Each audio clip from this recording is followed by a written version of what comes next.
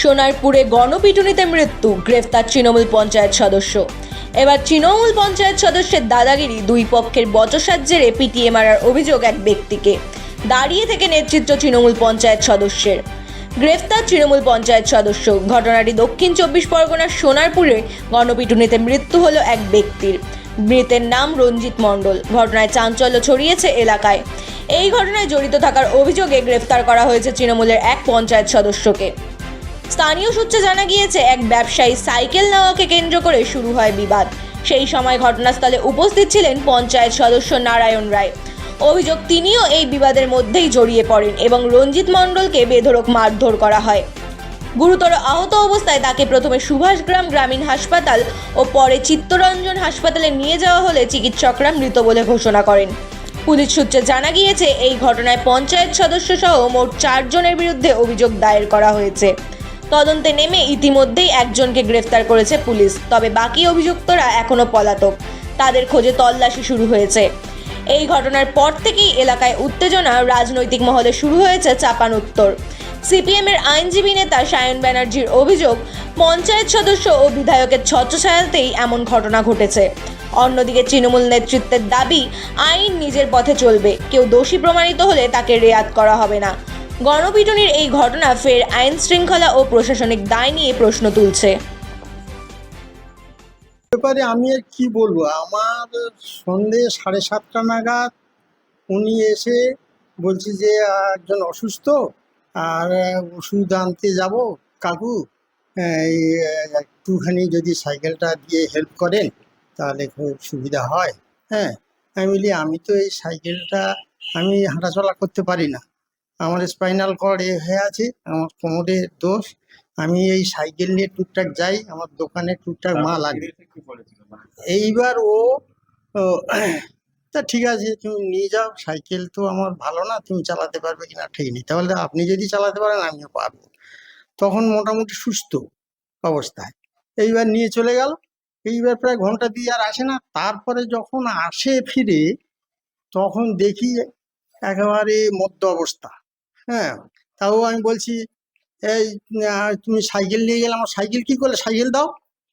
তখন বলছি কি সাইকেল, কই আমি তো কোনো সাইকেল নিয়ে যাইনি। হ্যাঁ, এইরকম একদম মেজাজ দিয়ে উঠছে। আমি বলি কি বলো, তুমি সাইকেল নিয়ে যানি, তুমি সাইকেলটা নিয়ে গেলে ওষুধ আনার নাম করে তুমি জানি বাঁধানো মতো ওই ওই মানে ওই ওর নাম কি সন্তু না শান্তু, ওরই সঙ্গে ওর সাইকেল নিয়ে গেছে, ওর সঙ্গে বাদানুবাদ হয়েছে। এইবার সেই সময়ে এখানকার পঞ্চায়েত সদস্য আমার দোকানে এসছে ওই নেসকাফি কিনতে, ও নেসকাফিটাও নিয়েছে।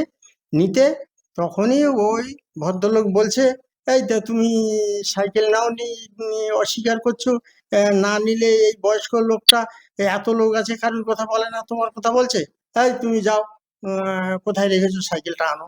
এই কথা বলার সঙ্গে সঙ্গে ও একদম উত্তেজিত চড়োয়া, আর সে বিশ্রী ভাষায়, মানে সে ভাষা মুখে আনার মতো নয়, এমন ভাষা বলছে। এইসব দেখে একদম যেন মারামারি হবে, মারামারি করবে এরকম তারে। হ্যাঁ, সে আরো বিশ্রী ভাষায় গালাগালি দিচ্ছে।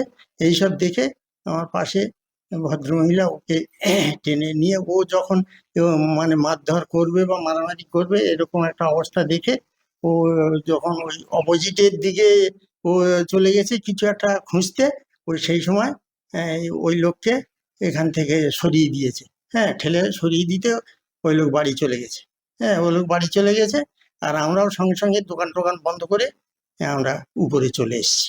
বিষয়টা তো আমি শুনলাম, অ্যাকচুয়ালি একটা মারপিটের ঘটনা ঘটেছে। সেই ঘটনাকে কেন্দ্র করে পরবর্তী সময়ে যে একজন মারা গেছে, সেখানে আমাদের একজন পঞ্চায়েতের সদস্য আছে নারায়ণ রায়, গ্রেপ্তারও হয়েছে শুনেছি। তবে আইনের পথে ছিল, প্রকৃত দোষী যারা আছে শাস্তি পাবে, প্রশাসন সে বিষয়টা দেখছে।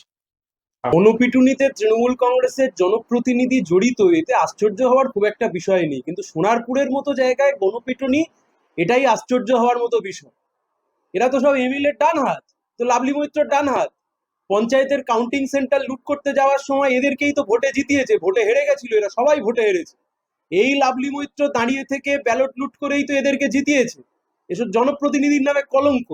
এলাকায় এক একটা সন্ত্রাসের অবস্থা তৈরি করে রেখেছে, সন্ত্রাসের পরিবেশ করে রেখেছে। সব জানা সত্ত্বেও চুপ করে রয়েছে।